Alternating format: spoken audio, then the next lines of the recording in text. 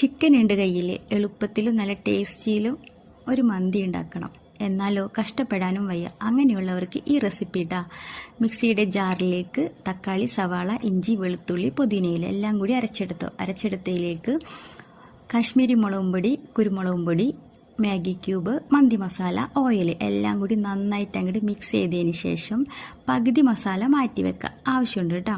ഇത് ബാക്കി പകുതിയിലേക്ക് chicken pieces ഇട്ട് കൊടുത്തിട്ട് സ്പൈസസ് ഒക്കെ ഇട്ട് കൊടുത്തിട്ട് പിന്നെ തിരിച്ചു മറിച്ചൊക്കെ ഇട്ടിട്ട് മൂടി വെച്ച് വേവിച്ചെടുക്കുക. പിന്നെ അരി നമുക്ക് കുതിർത്തെടുക്കണം. 1 മണിക്കൂറെങ്കിലും കുതിർക്കാൻ വെക്കട്ടോ. എന്നിട്ട് ഒരു പകുതി വേവിൽ വേവിച്ചെടുക്കാം. സ്പൈസസ് ഒക്കെ ഇട്ട് കൊടുക്കാൻ മറക്കരുതേ. വേവിച്ചെടുക്കുക. എന്നിട്ട് പിന്നെ ആദ്യത്തെ ലെയറിൽ നമ്മൾ ചിക്കൻ പൊരിച്ചപ്പോൾ മാറ്റി വെച്ച ഓയിലില്ലേ, ആ ഓയിലിട്ട് കൊടുക്കാം, ഒഴിച്ചു കൊടുക്കാം. അതിനുശേഷം അതിൻ്റെ മുകളിൽ ചോറിട്ട് കൊടുക്കാം. പിന്നെ വീണ്ടും ഓയിൽ ഒഴിച്ചു കൊടുക്കാം. വീണ്ടും നമ്മളുടെ മസാല മാറ്റി വെച്ച മസാല അങ്ങോട്ട് ഇതേപോലെ ഇട്ട് കൊടുക്കാം. അതിൻ്റെ മുകളിൽ ചിക്കൻ പീസസ് നിരത്തി വെക്കുക. പിന്നെ പച്ചമുളകൊക്കെ കുത്തി വെച്ച് കൊടുക്കാം.